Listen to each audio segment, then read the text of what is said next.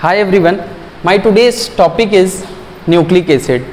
आज की क्लास में हमने न्यूक्लिक एसिड के चार्गफ रूल को समझना है। उससे पहले प्रीवियस क्लासेस में आप लोगों ने जो कुछ चीज़ें सीखी थी, जैसे कि आपको पता है nucleic acids are of two types, DNA and RNA. Previous classes में हम लोगों ने ये सीख लिया था कि न्यूक्लिक एसिड किसके बने होते हैं, न्यूक्लियोटाइड के, और ये न्यूक्लियोटाइड किसके बने होते हैं, phosphate, pentose sugar and nitrogenous bases के। अगर आपने प्रीवियस क्लासेस नहीं देखी हैं तो पहले उसे विजिट कर लें, देन आगे मूव आउट करें। क्लियर है? तो हम लोग बात करते हैं न्यूक्लिक एसिड के टाइप्स की। किसकी बात करते हैं students? Types of the nucleic acid. If we talk about the types of nucleic acid, there are mainly two types of the nucleic acids. First one is the DNA and the second one is the RNA. You know very well, we need to distinguish them. इनके बीच में हमने differences पढ़ने हैं जो आप पहले से भी पढ़ चुके हैं। अगर हम DNA की बात करें तो सबसे पहले तो इसका full form, it is what? Deoxyribonucleotide nucleic acid. Deoxyribonucleic acid आपको पता है तो लिखने की जरूरत नहीं है। आपको याद ये रखना है DNA और RNA दोनों ही क्या है स्टूडेंट्स? पॉलीन्यूक्लियोटाइड। क्या है?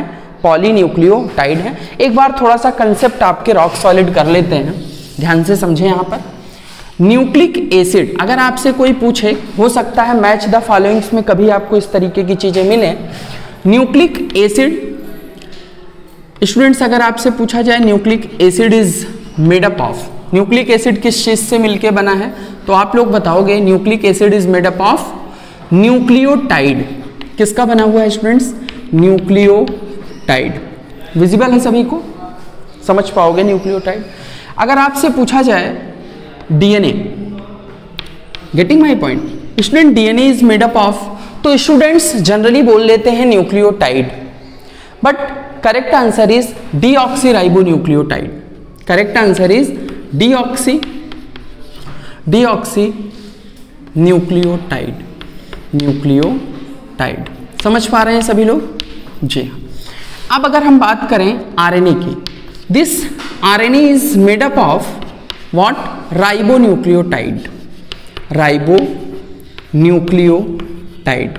स्टूडेंट समझ पा रहे हो आप लोग? कहने का मतलब, आप स्टेटमेंट लिखा हुआ देखोगे, जैसे अगर मैं बात करूं वॉल की, वॉल किसकी बनी है? ब्रिक की। Clear? Similarly, these are the nucleic acid. This nucleic acid is made up of nucleotide. This DNA is made up of deoxyribonucleotide, or you can say what? Deoxynucleotide. Clear? It is RNA is made up of ribonucleotide. समझ पा रहे हैं? तो ये deoxynucleotide की जगह अगर आप करेक्टली बोले हैं तो आप इसको क्या बोल सकते हो? deoxyribonucleotide. Both are the correct thing. अब यहाँ पर सीखने वाला पॉइंट क्या था कि जो न्यूक्लिक एसिड है, it is a polymer of nucleotide. Polymer और मोनोमर का कंसेप्ट आप समझते हैं। Poly means many, monomer means एक सिंगल सब यूनिट। जैसे अगर अपन बात करें वॉल की, ये वॉल स्टूडेंट किसकी बनी हुई होती है? ब्रिक की। समझते हो आप लोग? ये मैं आपको समझाने के लिए बता रहा हूं।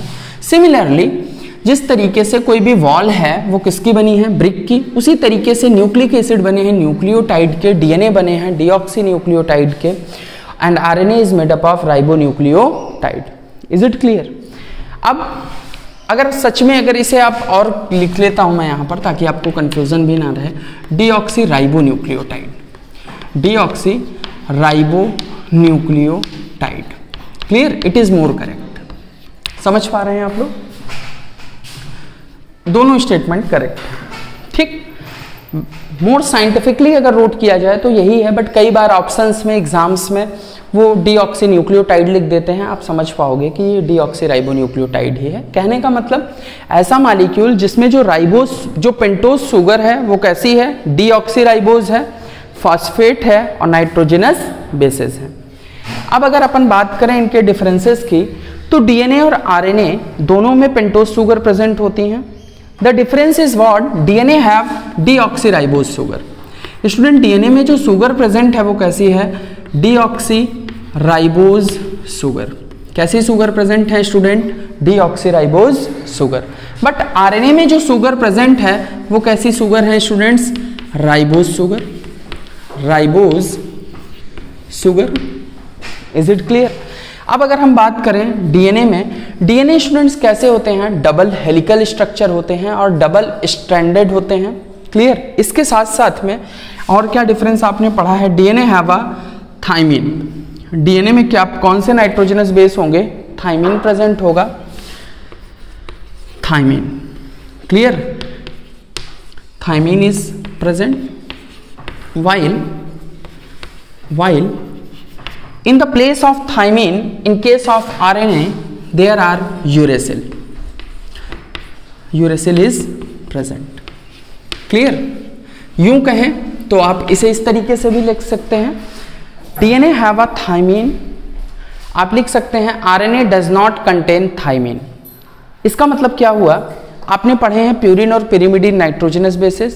प्यूरिन दो टाइप के थे, एडेनिन और ग्वानिन। और इसके बाद में जो आरएनए पिरिमिडिन्स थे वो कौन से थे? थाइमिन, साइटोसिन और यूरेसिल। तो जो डीएनए है, डीएनए में थाइमिन के साथ साथ में और आपको क्या देखने को मिलेगा? Adenine, cytosine, guanine. Adenine, cytosine, guanine, clear, और थाइमिन, ये चारों नाइट्रोजनस बेसिस प्रेजेंट होंगे। बट यूरेसिल में एडेनिन होगा, साइटोसिन भी होगा, ग्वानिन भी होगा, बट कौन सा बेस पेयर नहीं है यहाँ पर? थाइमिन नहीं है। थाइमिन के प्लेस पे यहाँ पर क्या आ गया है? यूरेसिल। समझ पा रहे हैं? तो डिफरेंस लिखते समय आप सिर्फ इसे तो मैंने आपकी समझाने के लिए यहाँ पर लिखा है कि ये भी प्रेजेंट होते हैं साथ में, बट आप डिफरेंस के फॉर्म में सिर्फ इतना बता सकते हो, DNA have a thymine and RNA does not contain thymine. In the place of thymine RNA have uracil. Is it clear? Students, आपसे पूछा जाता है डीएनए और आरएनए में पहला जेनेटिक मटेरियल क्या था? आप बता पाओगे RNA is the first genetic material. हमने प्रीवियस क्लास में genetic molecular basis of inheritance की स्टार्टिंग की वीडियोस में ही बात की थी कि आरएनए इसलिए पहला जेनेटिक मटेरियल बोलते हैं because RNA can behave as a catalytic activity. इसके पास 23S आरआरएनए पर कैटालिटिक एक्टिविटी होती है, राइबोसोम्स में आपने पढ़ा था। इसके साथ साथ में ये मैसेंजर एमआरएनए भी बनाता है, और इसके साथ में आपने पढ़ा था ये स्ट्रक्चरल रोल प्ले करता है, जैसे कि ribosomes are made up of ribonucleoprotein, और ये राइबोन्यूक्लियोप्रोटीन्स किसकी बनी है? आरआरएनए और प्रोटीन की। कहने का मतलब आरएनए मॉलिक्यूल स्ट्रक्चर भी बना रहा है, किसका स्ट्रक्चर बना रहा है? राइबोसोम का, because you know ribosomes are made up of RNA and protein. So आप कह सकते हैं RNA have a structural role. Is it clear? RNA also act as a adapter molecule. RNA किस तरीके से काम करता है? एडाप्टर मॉलिक्यूल की तरीके से। सर ये एडाप्टर वाली बात कम समझ में आ रही होगी आपको, मुझे पता है। एडाप्टर मॉलिक्यूल्स आप पढ़ोगे स्ट्रक्चर ऑफ टीआरएनए। क्या पढ़ोगे? Structure of tRNA. आपको पता है आरएनए 3 टाइप के होते हैं, एमआरएनए, आरआरएनए एंड टीआरएनए। तो जब मैं आपको ट्रांसलेशन पढ़ाऊंगा, translation is what? Synthesis of protein. Clear? Is called translation. वहां पर जब मैं आपको बताऊंगा कि किस तरीके से टीआरएनए अमीनो एसिड को पिकअप करता है, वहां पर tRNA as a adapter molecule work करता है। तो ये आरएनए की ब्यूटी थी कि it can act as a various thing, बहुत सारे फंक्शंस परफॉर्म कर सकता है RNA. Majority of the cases में डीएनए जेनेटिक मटेरियल है। अगर हम बात करें सर जब पहले के समय में आरएनए जेनेटिक मटेरियल था, तो आज ऐसा क्या हो गया दुनिया में कि आरएनए जेनेटिक मटेरियल ना होकर के डीएनए जेनेटिक मटेरियल हो गया। क्लियर? तो इस पे मैंने आपको पहले ही बताया था कि डीएनए के पास सेल्फ रेप्लिकेशन की एबिलिटी है, रिपेयर की एक्टिविटी है, जो इसको मेजर रोल प्ले कर पाता है, ये बेहतर रोल प्ले कर पाता है एज अ जेनेटिक मटेरियल के रूप में। और अगर हम बात करें, आपसे पूछा जाता है which one is more stable in DNA and RNA. जी हाँ, डीएनए और आरएनए में कौन सा मॉलिक्यूल ज्यादा स्टेबल है? Then you will say what? DNA is more stable. DNA is more stable. DNA is more stable. Is it clear? कौन ज्यादा स्टेबल है स्टूडेंट? डीएनए। डीएनए ज्यादा स्टेबल है, but RNA is less stable as compare to the DNA. RNA is less stable, less stable है। Clear? तो students यहां से sir क्या सीखे हम? यहां से आपको ये सीखना चाहिए, अगर स्टेबिलिटी की बात की जाए तो डीएनए और आरएनए में ज्यादा स्टेबल मॉलिक्यूल कौन सा है? डीएनए। ऐसा क्यों?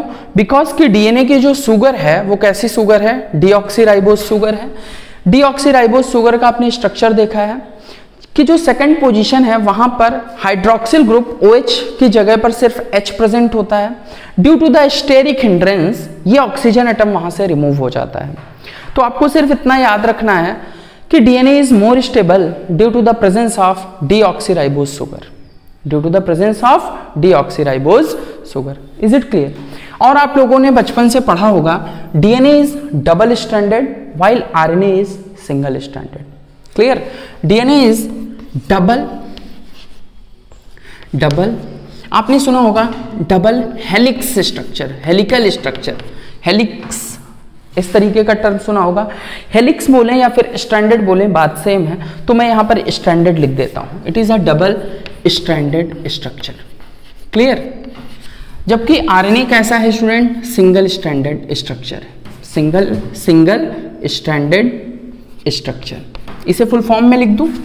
चलिए, सिंगल स्ट्रैंडेड स्ट्रक्चर। समझ पाएंगे आप? ये कैसा है स्टूडेंट्स? डबल स्ट्रैंडेड स्ट्रक्चर है। तो डबल स्ट्रैंडेड को मैं शॉर्ट में इस तरीके से लिख दूंगा, आप समझ जाना डबल स्ट्रैंडेड। सिंगल स्ट्रैंडेड को मैं आगे अभी किस तरीके से लिखूंगा? देखिए, सिंगल स्ट्रैंडेड स्ट्रक्चर है किसका? आरएनए का। तो मैं इस तरीके से लिखूंगा सिंगल स्ट्रैंडेड स्ट्रक्चर है किसका? आरएनए का। आप लोग एसएस का मतलब समझ जाइएगा, सिंगल स्ट्रैंडेड स्ट्रक्चर किस चीज का? आरएनए का।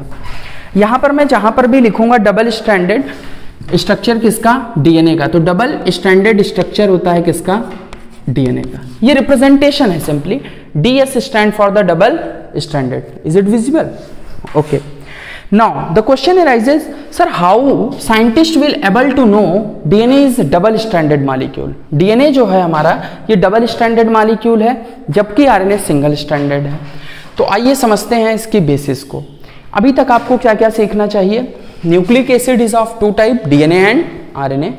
What was the difference between them? DNA is deoxyribose sugar, RNA is the ribose sugar, thymine is present in DNA, uracil is present in place of the thymine in the RNA. DNA is more stable while RNA is less stable. DNA have a double helical structure. Clear? While the RNA have a single stranded structure. Clear? जिस तरीके से wall किसकी बनी होती है? Brick की। उसी तरीके से न्यूक्लिक एसिड किसके बने होते हैं? न्यूक्लियोटाइड के। डीएनए बना होता है डीऑक्सीराइबोन्यूक्लियोटाइड का, आरएनए बना होता है राइबोन्यूक्लियोटाइड का। प्रोटीन बनी होती हैं अमीनो एसिड्स के। Is it clear? अगर आपसे पूछा जाए डीएनए और आरएनए में कौन सी चीज ज्यादा स्कैटर्ड है, आप बता पाओगे RNA is more scattered. Why? इसका आंसर मैंने प्रीवियस वीडियोस में दिया है। प्लीज अगर आप लोगों ने नहीं वॉच किया है तो उसे वॉच करें फिर से, देन मूव करें। तो स्टूडेंट्स, यहाँ तक आपको बहुत ही अच्छे तरीके से न्यूक्लिक एसिड्स के टाइप्स के बारे में समझ में आ गया होगा। RNA is further, RNA is of 3 types. RNA students कितने टाइप के होते हैं? 3 टाइप्स के होते हैं, mRNA, rRNA and tRNA। Clear? tRNA it will looks like a double stranded structure but it is actually a single stranded structure। ये सारी चीजें भी अपन आगे की क्लासेस में कवर अप करेंगे। अभी हमारा मोटिव ये समझना है, हमें ये तो पता चल गया ना DNA is double helical structure और डबल स्ट्रैंडेड स्ट्रक्चर। और आप डीएनए का स्ट्रक्चर कहीं ना कहीं, डीएनए के स्ट्रक्चर के लिए मैं सेपरेट वीडियो बनाऊंगा, बट आप इस तरीके का डीएनए का स्ट्रक्चर देखते हैं और इसे आप क्या बोलते हो? डीएनए का स्ट्रक्चर कैसा है? Double stranded. ध्यान से समझिएगा मेरी बात। डीएनए कैसा है? डबल स्ट्रैंडेड है, डबल स्ट्रैंडेड है, या फिर यूं बोलें डबल हेलिकल स्ट्रक्चर है। हम डबल स्ट्रैंडेड लिख लेते हैं, आपको बेहतर समझ में आएगा। बात दोनों ही सेम है। ये डबल स्ट्रैंडेड कहने का मतलब आप देखें, एक स्ट्रैंड आपका इस तरीके का है, दूसरा स्ट्रैंड आपका इस तरीके का है। क्लियर? यहाँ पर आप रिप्रेजेंट करते हो 5 प्राइम और फिर यहाँ पर आप क्या रिप्रेजेंट करते हो? 3 प्राइम। सिमिलरली यहाँ पर 3 प्राइम और यहाँ पर 5 प्राइम। ये रिप्रेजेंट क्या कर रहा है? 5 prime position of the carbon, position of the carbon. अगर आप यहाँ पर देखें, ये डीएनए है, ऑब्वियसली डीएनए है। ये स्टूडेंट किसका बना हुआ होगा? डीऑक्सीराइबोन्यूक्लियोटाइड का। किसका बना हुआ होगा? डीऑक्सी राइबो न्यूक्लियोटाइड का। पढ़ चुके हैं अभी हम लोग, जी हाँ। आपको समझना क्या है यहाँ पर? आपको समझना ये है सिंपली कि ये कैसे पता चला कि ये डीएनए हमारा डबल हेलिकल स्ट्रक्चर है। ये बात डीएनए डबल स्ट्रैंडेड है, ये बात हम लोगों को किसने बताई? वाटसन एंड क्रिक ने। किसने बताया था स्टूडेंट्स? वाटसन एंड क्रिक ने। ठीक, वाटसन और क्रिक साइंटिस्ट हैं जिन्होंने हमें बताया डीएनए डबल हेलिकल स्ट्रक्चर है, डबल स्ट्रैंडेड है। स्टूडेंट डबल स्ट्रैंडेड स्ट्रक्चर है, इस पे हम बात करेंगे प्रीवियस क्लासेस में कि ये स्ट्रक्चर कैसा है, डबल हेलिकल है तो क्यों है। अभी आपके माइंड में आना चाहिए, अगर मैं आपसे पूछूं एडेनिन किसके साथ पेयर करता है, आपसे अगर मैं पूछूं नाइट्रोजनस बेस के बारे में, ध्यान से समझिएगा, नाइट्रोजनस बेस के बारे में, N dot B represent the nitrogenous bases. These nitrogenous bases are of two type. Students nitrogenous bases कितने टाइप के हैं? 2 टाइप के हैं। कौन कौन से हैं सर? Purine and pyrimidine. जी हाँ, प्यूरिन एंड पिरिमिडीन सभी को पता है, प्रीवियसली अपन ने समझा था इस चीज़ों को। ध्यान से समझिएगा मेरी बात, प्यूरिन एंड पिरिमिडीन। अगर हम बात करें प्यूरिन की, प्यूरिन इज ऑफ 2 टाइप। कौन कौन से students? Adenine and guanine. Is it clear? अब ध्यान से समझें, पिरिमिडीन कितने टाइप्स की हैं students? These are of 3 types. कौन कौन सी? Thymine, cytosine and uracil. यही अभी हम लोगों ने पढ़ा था। आपको इसके पहले अभी बताया गया था कि ये जो एडेनिन होता है, प्रीवियस वीडियोस में एडेनिन जो होता है ये किससे पेयर करता है स्टूडेंट्स? थाइमिन से। पता है आपको? मैं यहीं पे लिख लेता हूँ, आपको विजिबल होगा। एडेनिन जो होता है ये हमारा किसके साथ स्टूडेंट्स पेयर बनाता है? थाइमिन के साथ। और एडेनिन और थाइमिन के बीच में जो बॉन्ड्स होती हैं वो कितनी होती हैं? 2, 1 एंड 2। यहाँ पर स्टूडेंट्स कितनी हाइड्रोजन बॉन्ड हैं? 2 हाइड्रोजन बॉन्ड। समझ जाएंगे आप लोग, 2 हाइड्रोजन बॉन्ड। क्लियर? जबकि साइटोसिन और ग्वानिन के बीच में स्टूडेंट्स कितनी बॉन्ड्स हैं? 3। साइटोसिन और ग्वानिन के बीच में कितनी हाइड्रोजन बॉन्ड्स हैं? 3। समझ पा रहे हैं सभी लोग? साइटोसिन एंड ग्वानिन के बीच में कितनी हाइड्रोजन बॉन्ड्स हैं? 3 hydrogen bonds. Is it clear? अब ध्यान से समझिएगा, अभी तक जितना कुछ भी बताया है शायद आप सभी लोगों को सब कुछ पता था। ठीक, अब कुछ नया आप सीखने चल रहे हैं तो तैयार हो जाइए अच्छे से। ठीक, जी हाँ स्टूडेंट्स, ध्यान से समझिएगा मेरी बात। आपको पता है प्यूरिन्स 2 टाइप की हैं, adenine and guanine. Pyrimidines are of 3 types, thymine, cytosine and uracil. Sir ये सारी बातें पता हैं हमें, कुछ extra. Adenine pairs with the thymine with 2 hydrogen bond. Sir ये भी पता है। स्टूडेंट एडेनिन थाइमिन के साथ पेयर करेगा, ये बात आपको किसने बताई? आप कहोगे सर विकास सर ने बताई। जी नहीं, मुझे भी कहाँ से पता चली? बुक के थ्रू। बुक में जो इन्फॉर्मेशन आई इसको किसने बताया था? आर्विन चारगफ ने। किसने बताया था? आर्विन चारगफ ने। ध्यान से समझिएगा तभी आपको कंसेप्ट क्लियर होगा। आर्विन चारगफ, इसी को अपन किस नाम से जानते हैं? चारगफ रूल के नाम से। चारगफ रूल के टर्म में समझते हैं। अब ध्यान से समझना, एडेनिन थाइमिन के साथ 2 हाइड्रोजन बॉन्ड बनाएगा, साइटोसिन ग्वानिन के साथ 2 हाइड्रोजन बॉन्ड बनाएगा। ये इन्फॉर्मेशन दुनिया को किसने दी? आर्विन चारगफ नाम के साइंटिस्ट ने। क्लियर? अब सर ये इतना फेमस क्यों हो गया कि इसका डिस्कशन हमारे पास हो रहा है, इस पे क्वेश्चंस भी बनते हैं? बिकॉज आप खुद बताओ, अगर हमें ये नहीं पता होता एडेनिन थाइमिन के साथ पेयर करता है तो क्या हम डीएनए का स्ट्रक्चर बता सकते थे? जी नहीं। फर्दर और साइंटिस्ट आए, आपसे बात होगी इस पे। रोजर एंड फ्रैंकलिन आए, विल्किंस आए, एक्सरे क्रिस्टलोग्राफी की हेल्प से डीएनए का स्ट्रक्चर पता किया गया और हमें पता चला डीएनए जो है ये डबल स्ट्रैंडेड स्ट्रक्चर है। लेकिन यहाँ पर ये जो बेसिस प्रेजेंट हैं, अगर मैं आपसे इसके केमिकल स्ट्रक्चर की बात करूँ तो आप इस तरीके से देखेंगे, एक शुगर होगा, शुगर के साथ यहाँ पर क्या प्रेजेंट होगा? फास्फेट। और यहाँ पर इस तरीके से क्या प्रेजेंट होगा? बेस। क्लियर? फिर यहाँ पर क्या प्रेजेंट होगा? फास्फेट। फिर यहाँ पर आप देखोगे इस फास्फेट के बाद आपको क्या देखने को मिलेगी? एक शुगर। और फिर यहाँ पर क्या देखने को मिलेगा? बेस। सर यहाँ से क्या सिखाना चाह रहे हैं? ये जो डीएनए है, इस डीएनए के डबल हेलिकल के इस छोटे से पोर्शन को अगर हम जूम करके केमिकली देखें तो ये कुछ इस तरीके का अरेंजमेंट दिखेगा। Is it clear? ये आपसे नीट में तरह तरह के रिप्रेजेंटेशन बना देते हैं और आपसे पूछते हैं विच वन इज द करेक्ट। तो आपको इस स्ट्रक्चर से क्या समझना है कि शुगर के साथ फॉस्फेट अटैच होती है और साथ साथ में बेस कौन सा? Nitrogenous base. ये प्यूरिन भी हो सकता है, पिरिमिडीन भी हो सकता है। अब बात आई कि सर शुगर और फॉस्फेट एक दूसरे से अटैच हैं तो कोई बॉन्ड होगी, उस बॉन्ड का नाम क्या है? Phosphoester bond. कौन सी बॉन्ड स्टूडेंट? फास्फोएस्टर बॉन्ड।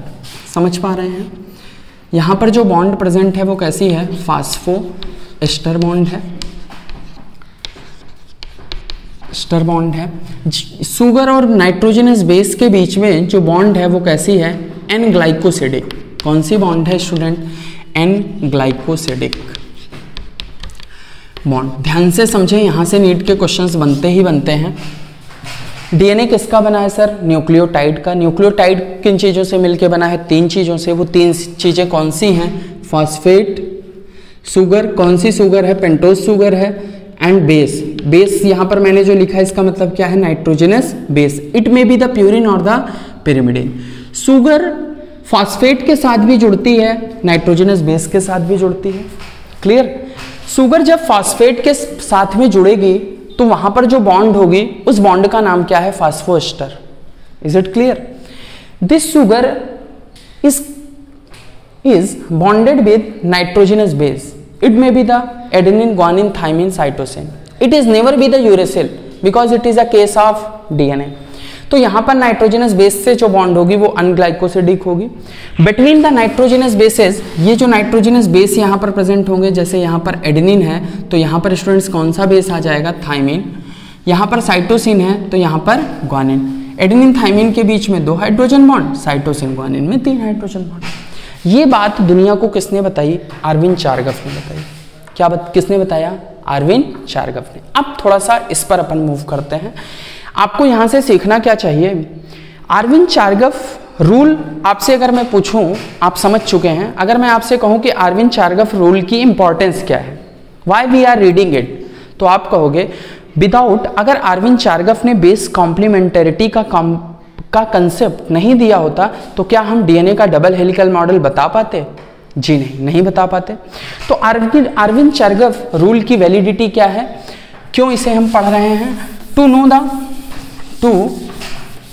द पता करने के लिए, किस चीज को पता करने के लिए?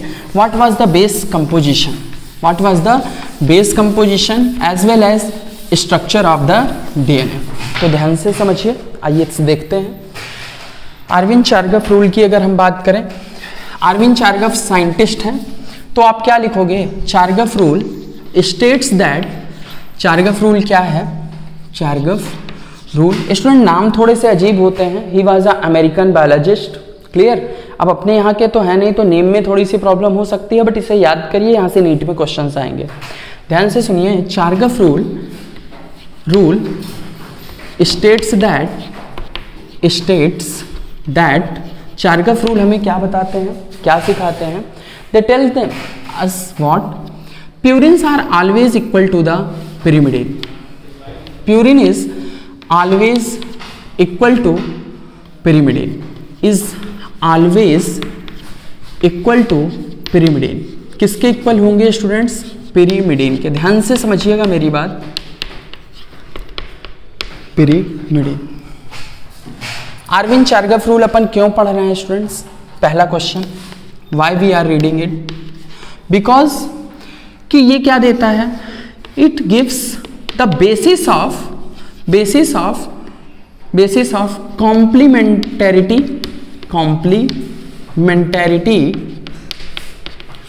between the nitrogenous bases। समझ पा रहे हैं सभी लोग? कंसेप्ट क्लियर है? एडेनिन किसके साथ? थाइमिन के साथ। साइटोसिन किसके साथ? ग्वानिन के साथ। ये बात कौन बता रहे हैं? Erwin Chargaff scientist. इसीलिए इस रूल को बोल रहे हैं हम चारगफ रूल। सर इसका और क्या यूज है? अगर हमें एक बेस पेयर किसी का कंपोजिशन पता चल जाए तो हम दूसरे को कैलकुलेट कर सकते हैं। क्लियर। तो by applying this Chargaff rule we can calculate the percentage of nitrogenous base of unknown substance. Clear. तो बाई अप्लाइंग चारगफ रूल हम क्या पता कर सकते हैं कि कितना percent other nitrogenous bases present है। क्लियर है। तो आप नोट करते चलिए क्योंकि लिखने में फिर टाइम लगेगा, वीडियो और लंबी होगी। क्लियर। तो आपको पीडीएफ सेंड हो ही जाएगी। तो यहां से आपको ये पॉइंट्स क्लियर हो गए। अब purine is always equal to the pyrimidine. अब यहां पर स्टूडेंट ध्यान देना, क्या अगर डीएनए सिंगल स्ट्रैंडेड हो सकता है? जी हाँ, हो सकता है इन case of viruses. Exactly viruses exception है, बट वायरसेस के केस में डीएनए सिंगल स्ट्रैंडेड भी होता है। आपको पता है ये बात। आप हायर क्लासेस में पढ़ेंगे कुछ वायरसेस ऐसे हैं जिनका डीएनए फ्रेगमेंटेड होता है, कुछ का नॉन फ्रेगमेंटेड होता है। क्लियर। तो कहने का मतलब जितनी भी एक्सेप्शनल केसेस हैं वो सारे के सारे आपको वायरसेस में देखने को मिलेंगे। तो सर यहां से हमें क्या कंसेप्ट लेना चाहिए, इसके थ्रू क्या समझाना चाहते हैं? This Chargaff rule is applicable only in double stranded DNA. बात समझ पा रहे हो आप? ये जो चारगफ रूल है, ये जो चारगफ रूल है जहां पर अपन क्या लिख रहे हैं, purine is always equal to the pyrimidine, ये सब किसके लिए वैलिड है? ये स्टूडेंट किसके लिए वैलिड है? मैंने क्या लिखा, valid only in double stranded DNA. किसके लिए स्टूडेंट्स? डबल स्ट्रैंडेड डीएनए के लिए। डीएनए हो और वो भी डीएनए कैसा हो, डबल स्ट्रैंडेड। समझ में आ रही है बात? ये किसके लिए वैलिड नहीं है? सिंगल स्ट्रैंडेड डीएनए के लिए और साथ साथ में सिंगल स्ट्रैंडेड आरएनए के लिए। ऑब्वियसली आरएनए हमेशा सिंगल स्ट्रैंडेड होगा। कभी भी कोई भी आरएनए बोले डबल स्ट्रैंडेड तो आप बता दीजिएगा नहीं होता है। कोई आपको दिखाए टीआरएनए का स्ट्रक्चर जो फोल्डेड स्ट्रक्चर है और आपसे कहे ये डबल हेलिक्स है, आप उसे बता दीजिए ये 5 प्राइम टू 3 प्राइम इसमें फोल्डिंग हुई है, so it looks like a double stranded but tRNA is also a single stranded. Is it clear? तो आरएनए का स्ट्रक्चर कैसा होता है? Single stranded. तो सिंगल स्ट्रैंडेड डीएनए के लिए और आरएनए के लिए कभी भी चारगफ रूल अप्लाई नहीं होता है। याद रख पाएंगे? It is valid only for the double stranded DNA. Is it clear? तो ध्यान से समझे, purine is always equal to the pyrimidine. Purine students किसके इक्वल है? पिरिमिडिन के। इन्हीं से कुछ कंसेप्ट निकले। आपको सिर्फ इतनी बात याद रखनी है कि चारगफ रूल किसके लिए अप्लाई होता है? डबल स्ट्रैंडेड डीएनए के लिए। और वहां पर क्या ध्यान रखना है? Purine is always equal to the pyrimidine. अब ध्यान से बात को समझना। प्यूरिन स्टूडेंट्स कौन कौन से होते हैं? Adenine plus guanine. एडेनिन और ग्वानिन ही तो है purine. Purine are of 2 type, adenine and guanine. Adenine plus guanine is equal to what? Pyrimidine. Pyrimidine क्या होंगे? Thymine, cytosine and uracil. अब यूरेसिल को तो हम कंसीडर करेंगे नहीं क्योंकि डीएनए की बात हो रही है, तो then it is equal to the thymine and cytosine. Concept clear है? अब ध्यान से समझना, इसी चारगफ रूल पे वो स्टेटमेंट बनाएंगे और आपको फंसाते हैं। तो आप कभी उनके कंसेप्ट, आपने कंसेप्ट समझ लिया तो कभी भी आपको स्टेटमेंट में वो उलझा नहीं पाएंगे। क्लियर? तो कैसे? ध्यान से समझिए। Purine is always equal to the pyrimidine. आप कहोगे बात सही है। कोई बोले adenine plus guanine is always equal to the thymine plus cytosine, आप कहोगे नो प्रॉब्लम, कंसेप्ट है। अब यहां पर थर्ड स्टेटमेंट आपको क्या बनाया जा सकता है? In a double stranded DNA adenine is always equal to the thymine. बात सही है। एडेनिन किसके इक्वल होगा? थाइमिन के। और साथ साथ में इसे अपन रिमूव कर सकते हैं स्पेस के लिए। आप लोगों ने नोट कर लिया होगा। जी हाँ, ध्यान से समझते चलिए। एडेनिन प्लस ग्वानिन, एडेनिन हमेशा स्टूडेंट किसके इक्वल होगा? थाइमिन के, क्योंकि एडेनिन थाइमिन में डबल बॉन्ड होते हैं। और यहां पर अगला पॉइंट आपको और क्या बताया जा सकता है? First rule is what? Purine is equal to pyrimidine. Second one is what? Adenine plus guanine, thymine is cytosine के इक्वल होगा। Third one is what? This adenine is equal to the thymine. अब अगर हम fourth rule की बात करें तो similarly आप ये भी कह सकते हो guanine is equal to the cytosine. Obviously sir कह सकते हैं, कह सकते हो ना। अब यहां पर मैं बॉन्ड नहीं रिप्रेजेंट कर रहा हूं, इसका मतलब क्या है? Equal to. कहने का मतलब जितने ग्वानिन होंगे उतने ही साइटोसिन होंगे। बात समझ में आ रही? बट यहां स्टूडेंट्स एक बड़ा सा क्या लगा है? बट एडेनिन थाइमिन के तो इक्वल होगा। एडेनिन किसके इक्वल होगा? थाइमिन के। बट एडेनिन कभी भी किसके इक्वल नहीं होगा? ग्वानिन और साइटोसिन के, ग्वानिन और साइटोसिन। नहीं समझ पाए? फिर से समझिए, प्यूरिन और पिरिमिडीन इक्वल होते हैं। Purine are of two type, adenine and guanine. तो adenine plus thymine is equal to, adenine plus guanine is equal to thymine plus cytosine. लेकिन आपको याद रखना है, एडेनिन थाइमिन तो इक्वल होंगे डबल स्ट्रैंडेड डीएनए में, कभी भी एडेनिन ग्वानिन और साइटोसिन के इक्वल नहीं होगा। बात समझ में आ रही है? सिमिलरली ग्वानिन और साइटोसिन इक्वल होंगे, बट यहां पर ग्वानिन जो है आपका साइटोसिन के तो इक्वल होगा, बट ये और किसके नहीं इक्वल हो पाएगा स्टूडेंट्स?